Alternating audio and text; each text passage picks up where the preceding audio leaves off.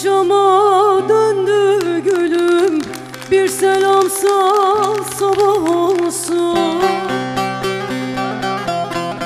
Gökte bulut yandı gülüm ey, bir selam sal sabah olsun. Bir selam sal güneş doğsun, bir selam sal. Gökte bulut yandı gülüm ey, bir selam sal sabah olsun.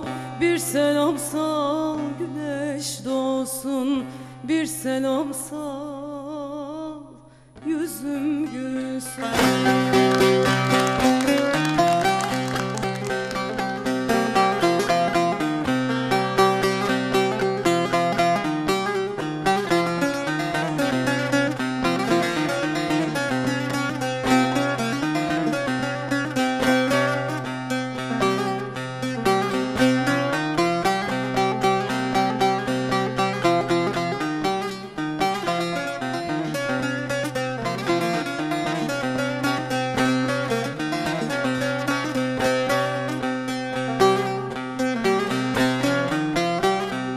Benim türküm başka türkü, söylüyorum aşka türkü.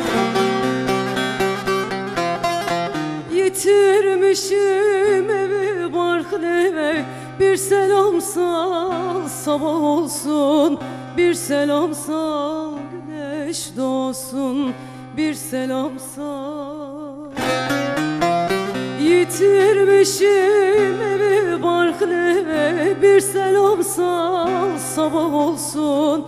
Bir selam sal güneş doğsun, bir selam sal yüzüm gülsün.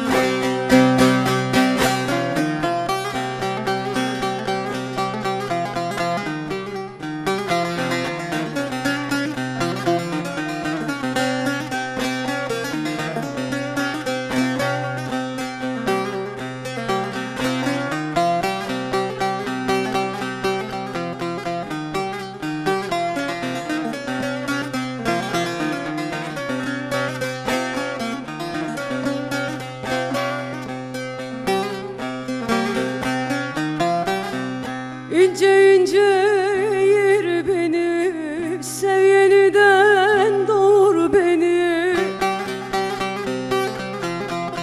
Ta yürekten çağır beni, bir selam sal sabah olsun.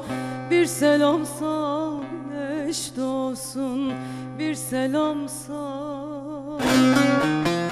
Ta yürekten çağır beni, bir selam sal sabah olsun.